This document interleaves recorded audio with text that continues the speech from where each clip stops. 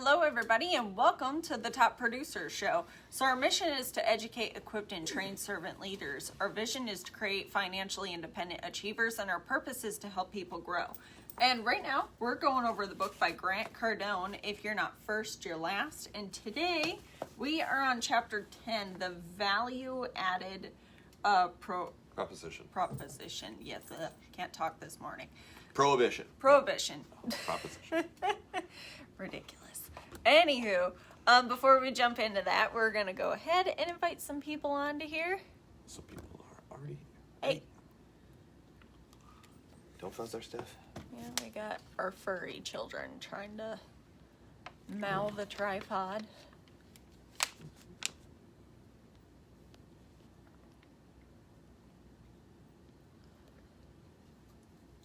One in a box. Mm-hmm.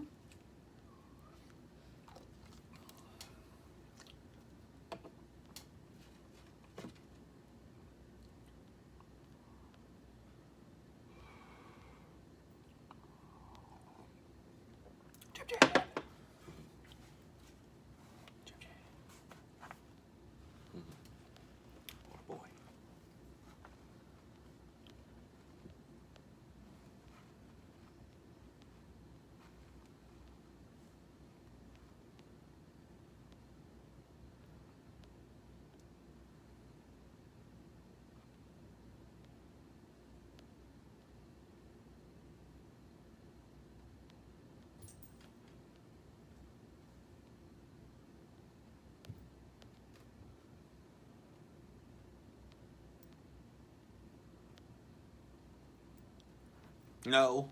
Oh. No. Apparently Chip wants to be on the show, too. Crazy. There we go.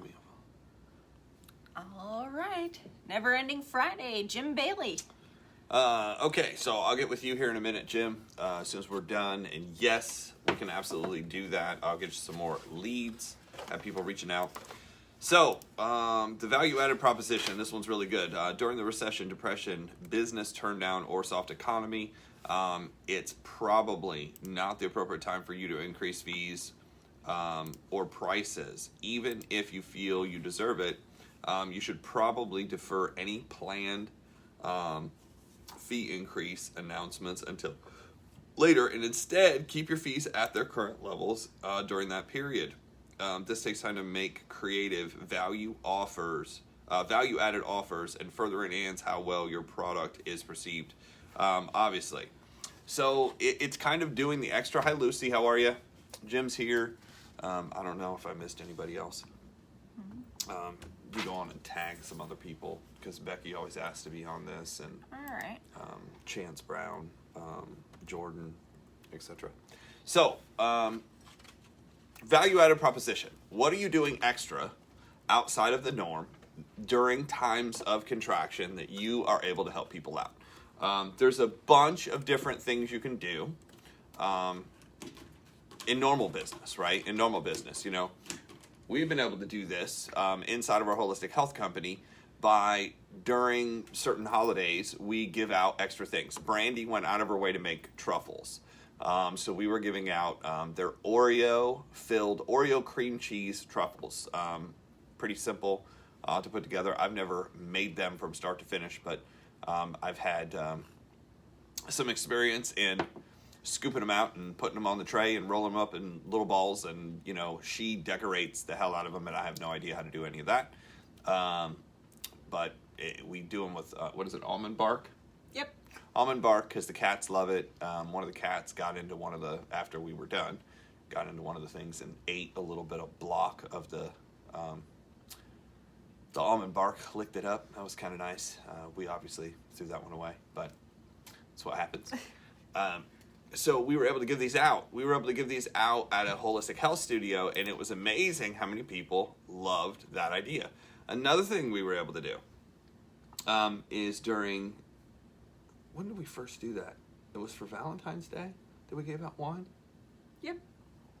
No, we did it for Christmas. Yep, we did. At Christmas time, the whole month of December, we gave out gifts. We actually gave out wine, and then when Brandy came up with the idea, we gave out wine and truffles, and we said, you know, you can have both or either or.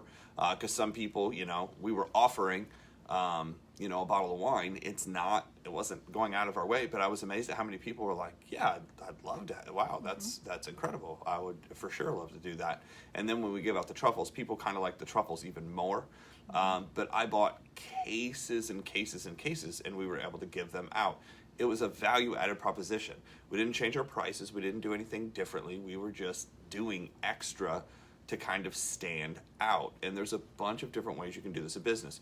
Grant Cardone mentions in this chapter that he was able to, on one of his apartment complexes, he said during the turn down of 2007, 8, 9, 10, all of his competitors that had apartment complexes were lowering their prices. He goes, instead of lowering our prices, we looked for a solution to the problem that was going on. People needed a place to stay. And he goes, but also people had big dogs.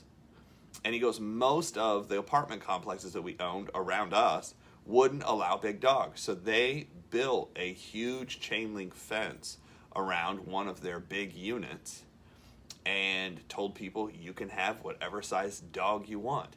And not only were they full, they filled up faster. Not only did they get full price, but they had a waiting list because so many people wanted to be in this particular unit because they have big dogs and they needed a rent.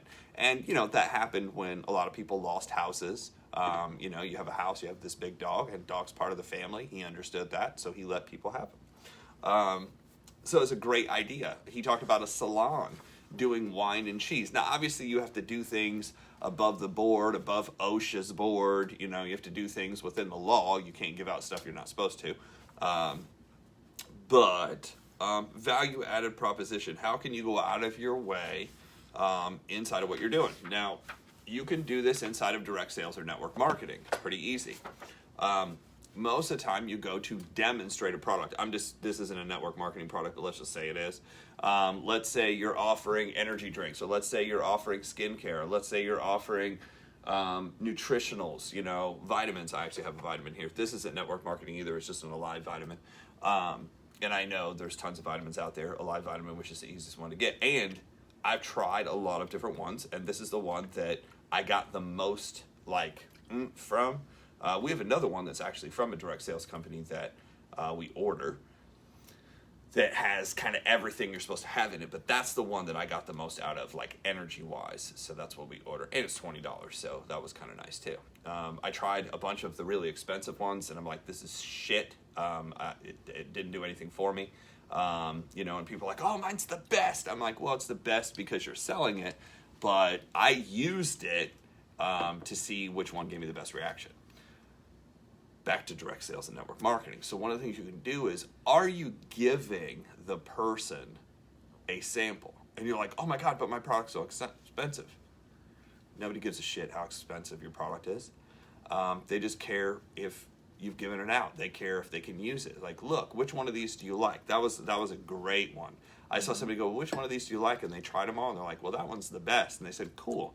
I'm going to go ahead and give you a sample of it. Now, they didn't give them 3-month supply. We're not talking about doing anything crazy or stupid, but just a sample of it. Whoever your best clients are, watch this, whoever your best reps are, what are you doing extra for them? Hey, you're the number one producing volume. See, it's not about favoritism. If they're the number one producing person, it's about production.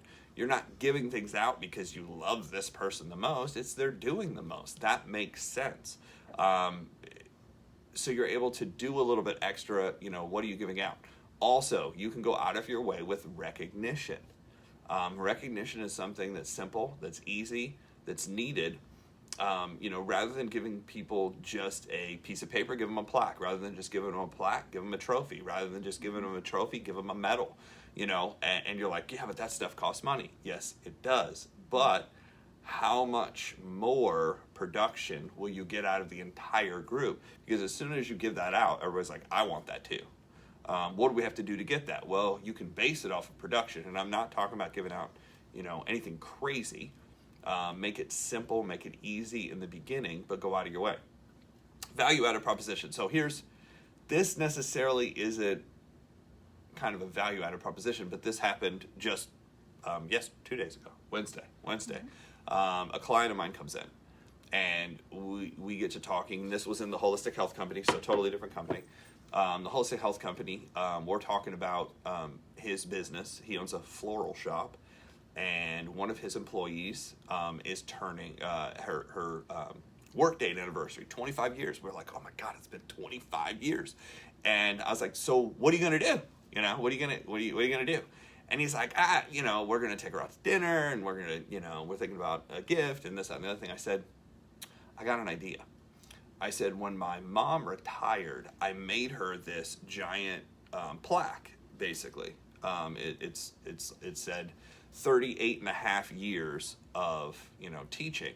And it had all these sayings about teachers, and kind of, it was artistic and really cool. And then we printed it, and then we bought this really nice frame, put it in a frame, and gave it to my mom. And my mom was like, wow, something that she hung on the wall that still has today.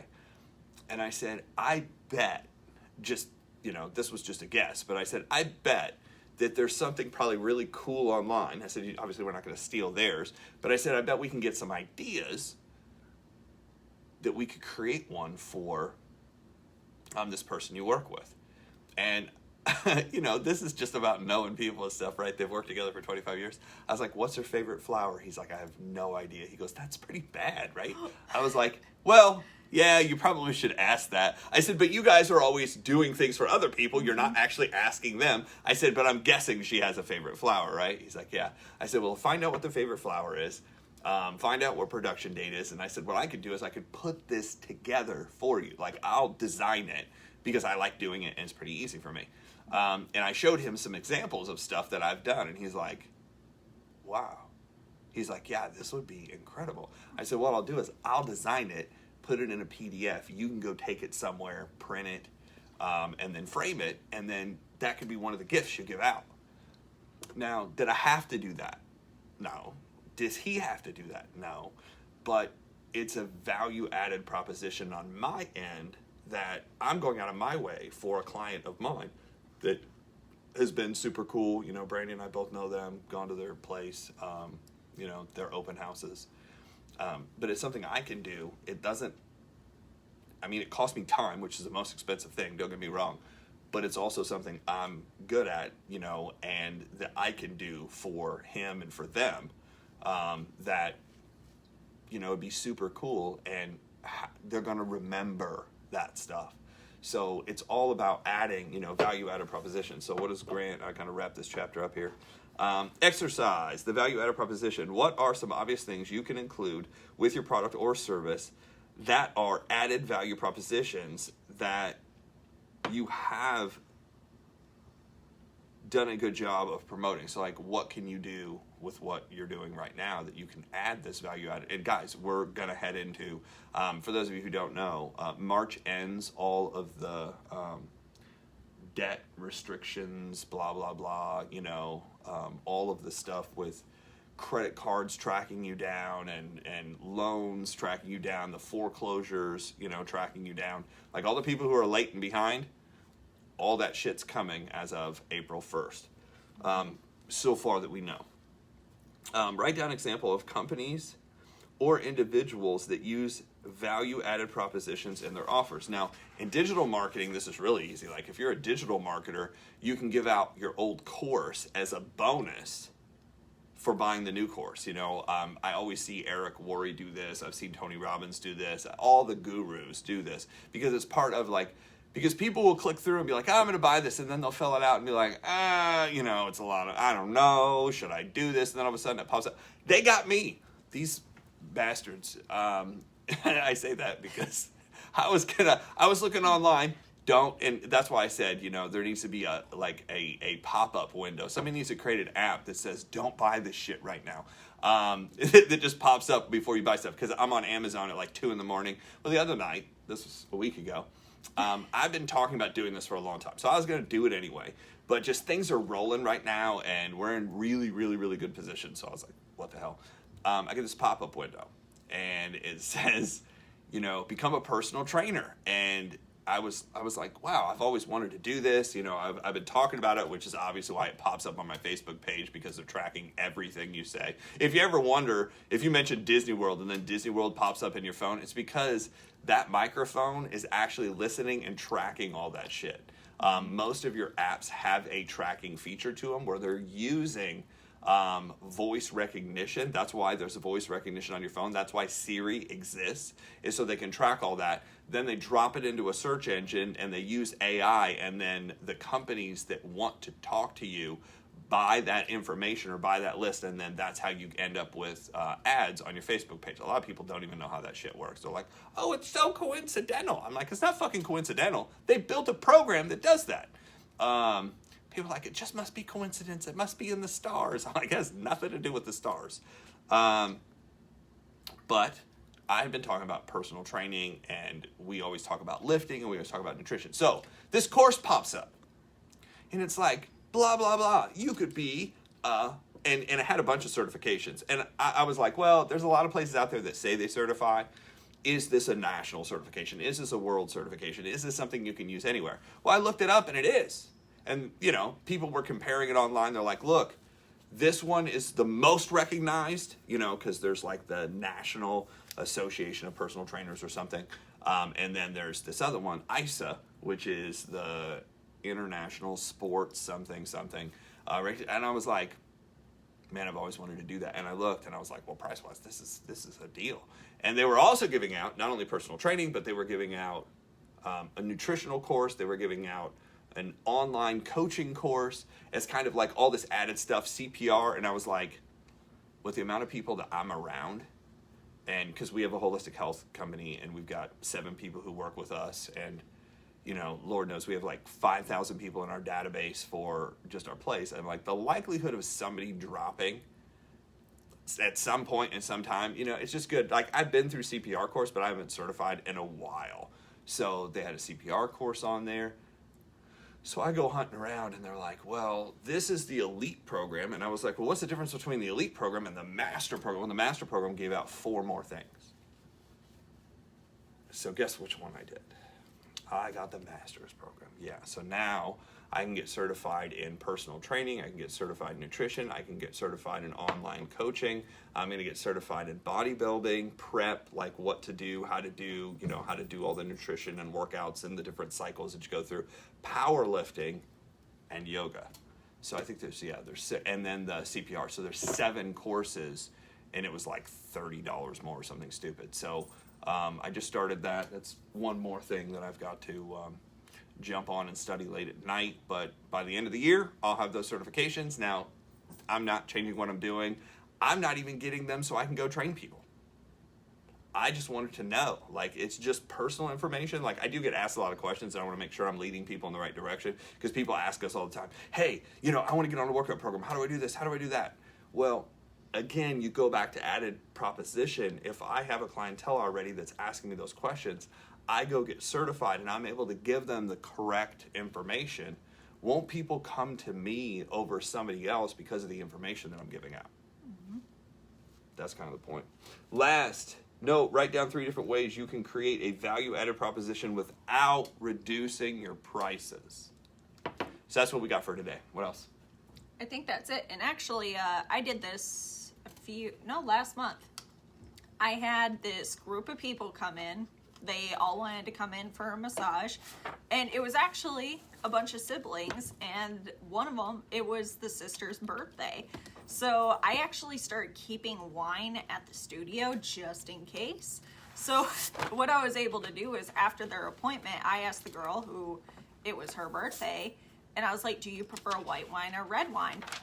She's like, I prefer white. And I'm like, okay, just give me 1 second. And I ran upstairs, grabbed a bottle of wine, and came back down. And I'm like, here you go. This is for your birthday. Happy birthday. And she was kind of like, after the appointment, everybody's always tired because they're like, oh my God, that was so great. But then, like, her demeanor changed drastically when I gave a gift, because it went from, she was just kind of like, okay, cool, this was very nice, I'm relaxed, to, oh my God, that is so cool. So just doing these little things for people really does make a difference, and it makes you stand out compared to everyone else. And I always keep these things because every once in a while I have people surprise other people with birthdays, anniversaries, and a bunch of stuff. So it really helps me be prepared, so that way if something comes up where I'm like, oh, this is a special event, then I can give a gift too. And I need to keep some chocolates every once in a while, because every once in a while somebody doesn't like Truffles. wine. Yes. That's what we need, those truffles, because people love those. The Oh, I sorted know. ones. Yes. That's what I need to do. But finding different ways that you can give gifts to people, like I said in previous videos, when everything was first locking down and a lot of other businesses were struggling, we have a really good relationship with a med spa down the street, and Jeff went in and checked up on everybody and brought flowers and chocolates, because it's mostly ladies in that office. And he just went in to check up and see, hey, how are you guys doing? Do you need help with anything? Like, how's it going? What's going on? Catch us up. And that meant more to them than anything else that we could have done. The fact that we went out of our way to show up with a gift and just pop in and say hi, they thought that was the coolest thing. So with that, that's what we have for you guys today. If you haven't yet, you want to go to the Top Producer Show Facebook page, and you want to go join that page, and you also want to subscribe to us on YouTube. Each one of these videos is going to be uploaded to there, so that way you guys are able to go back and rewatch this. So with that, that's what we have, and we will see you guys on Monday.